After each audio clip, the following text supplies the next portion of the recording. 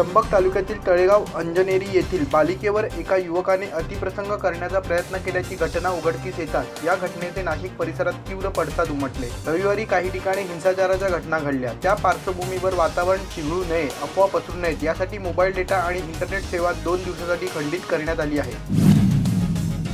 संयुक्त राष्ट्रांमधील आपल्या विशेषाधिकाराचा वापर करून मसूद अझहरला दहशतवादी घोषित करण्याच्या भारताच्या प्रयत्नात खोडा घातल्यानंतर चीनने पुन्हा एकदा भारतावर उलटा आरोप केला आहे। दहशतवादाला प्रत्युत्तर देण्याच्या नावाखाली भारत राजकीय फायदा उचलण्याचा प्रयत्न करत आहे असा आरोप चीनकडून करण्यात आला आहे।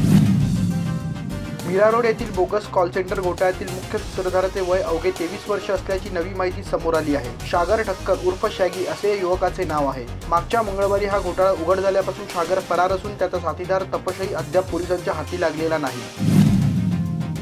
पाकिस्तान नियंत्रण रेषेपलीकडून दहशतवादाची निर्यात करणार असेल तर भारतीय लष्करही नियंत्रण रेषा ओलांडायला मागे पुढे पाहणार नाही। 29 सप्टेंबरच्या सर्जिकल स्ट्राईक्समधून आम्हाला हाच संदेश द्यायचा होता असे केंद्र सरकारमधील उच्चपदस्थ सूत्रांनी सांगितले।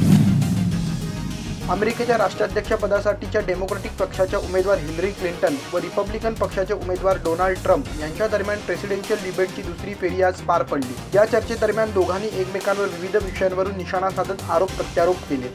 तसेच राष्ट्राध्यक्षपदाच्या निवडणुकीत विजयी झाल्यास आगामी योजनाही नमूद केल्या। या चर्चेच्या एकूण 3 फेऱ्या असून त्यातील 2 फेऱ्या पार पडल्या आहेत।